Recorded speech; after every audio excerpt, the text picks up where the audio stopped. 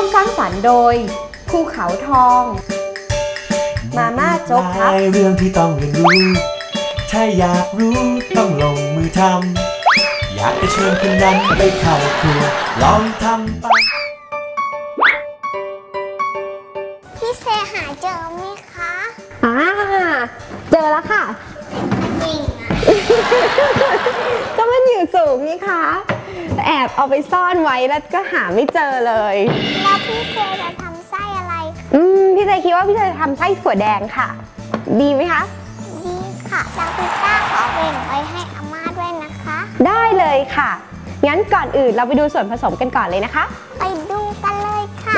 มีอีกหลายเรื่องที่ต้องเรียนรู้ถ้าอยากรู้ต้องลงมือทำอยากจะเชิญคุณนั้นไปงั้นเดี๋ยวเรามาเริ่มที่คัสตาร์ดของพิตต้าก่อนเลยดีกว่าไหมคะใส่อะไรก่อนคะ เดี๋ยวพิตต้านะคะจะร่อนแป้งซึ่งมีส่วนผสมตรงนี้ผงคัสตาร์ดแป้งข้าวโพดแล้วก็แป้งอเนกประสงค์เล็กจังใช่หนูอาจจะร่อนทีละตัวก็ได้นะคะร่อนทีละอันก็ได้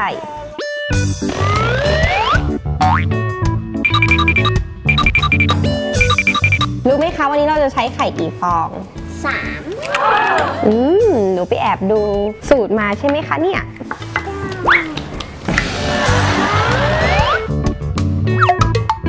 ตบเลยค่ะ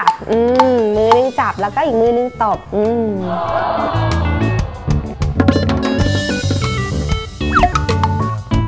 ให้หนูผสมน้ำตาลกับแป้งลงด้วยกันเลยค่ะหมดเลย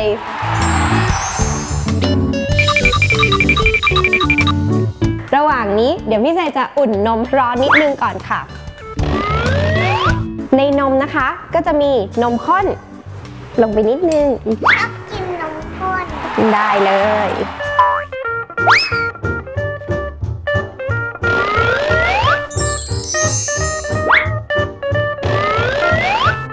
และระหว่างที่เรารอให้เนยละลายแล้วก็นมอุ่นขึ้นนะคะเราจะผสมไข่ลงไปในแป้งเลยค่ะทำเป็นรูตรงกลางนะหนูช่วยตีไข่ก่อนดีกว่า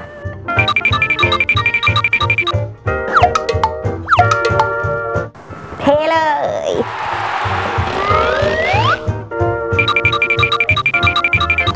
เดี๋ยวเราจะผสมครึ่งหนึ่งของ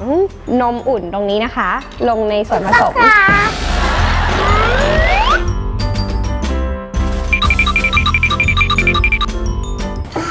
เหนื่อยยังคะยังหนูยังมีพลังอยู่ต้องหมุนให้มันเข้ากันไม่กระเด็น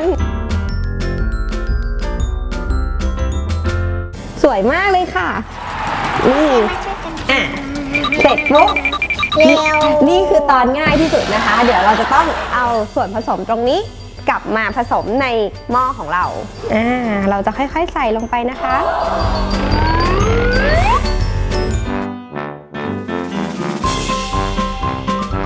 พิตต้าจะต้องคนส่วนผสมของคัสตาร์ดที่เป็นน้ำเหลวๆตอนนี้จนมันเกาะตัวข้นเป็นก้อนเลยค่ะคนต่อไปนะคะพิตต้าเดี๋ยวเลยเปิดไฟแรงให้นิดนึง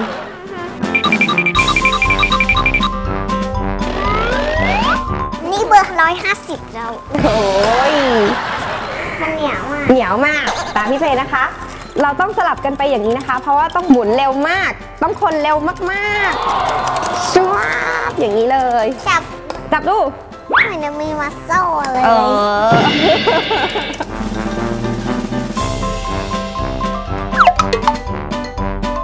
เหนื่อย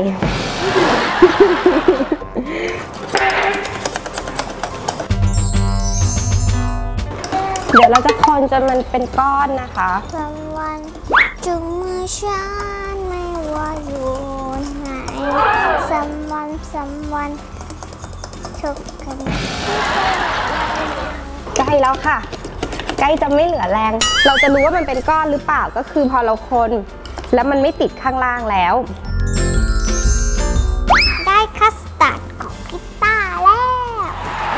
และตรงนี้นะคะเราก็จะเอาคัสตาร์ดวางบนจานที่มีแรปรองอยู่ข้างล่างเพื่อที่เราจะได้เอาคัสตาร์ดเนี่ยไปแช่เย็นค่ะแล้วเวลาพอมันเย็นออกมาเสร็จเรียบร้อยเราก็สามารถปั้นเป็นก้อนได้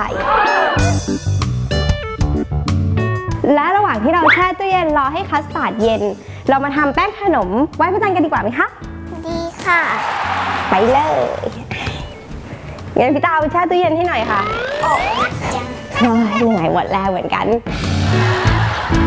เริ่มจากร่อนแป้งใช่ไหมคะ เดี๋ยวพี่ต้าจะเป็นคนทำเองค่ะพี่เชฟนั่งเฉยๆเลยค่ะ โอเคเพราะว่าจะเหนื่อยมากแต่ตีคัสตาร์ดเมื่อกี้ โอ้โห แล้ววันนี้มีแป้งอะไรบ้างคะพี่ต้าจำได้ไหมคะ แป้งไว้จับอุ้ยแป้งไว้จับอุ้ยแป้งอะไรนะ แป้งข้าวเจ้า แล้ววันนี้เรามีแป้งอะไรบ้างคะพี่ต้า แป้งข้าวเจ้าค่ะ แป้งข้าวเจ้าค่ะ แล้วก็จำได้ไหมคะมีแป้งอะไรอีก แป้งข้าวเหนียว ถูกเลยค่ะ และสุดท้าย แป้งอเนกประสงค์ค่ะ แล้วเราก็จะผสมนมเข้าไปด้วยกันแล้วก็เดี๋ยวผสมน้ำตาลลงไปด้วยค่ะ แล้วก็นมข้นหวานค่ะ ของโปรดของพิตต้า สุดท้ายน้ำมันค่ะ น้ำมันพืชธรรมดาเลย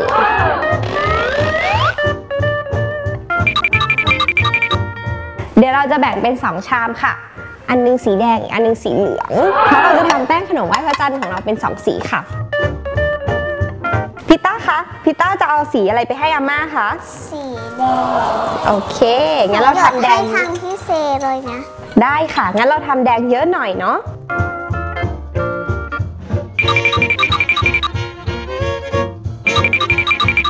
พอเราคนให้สีผสมเข้ากับแป้งของเราอย่างนี้แล้วนะคะ เราก็จะเตรียมเอาไปนึ่งซึ่งในตอนนึ่งเนี่ยเราใช้เวลาทั้งหมด20นาทีค่ะแต่พักครึ่งระหว่างนั้น10นาทีเราจะเอาแป้งออกมาคนอีกทีนึงค่ะเพื่อที่ว่าจะให้แป้งนั้นสุกทั่วๆกัน งั้นเราเอาแป้งไปนึ่งกันก่อนเลยดีกว่าค่ะ โอเครีบทำเลยเนาะ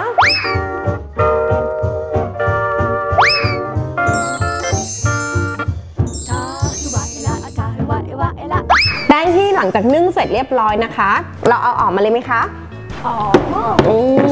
ถ้ามันเริ่มติดมือนะคะ เราจะใส่ไอซิ่งลงไปนิดนึงค่ะให้มันไม่ติดมือแทนแป้งนะคะแต่อย่าใช้เยอะเพราะว่าเดี๋ยวไอซิ่งมันจะละลายแล้วก็มันจะทำให้ตัวแป้งเหนียวมากขึ้นค่ะ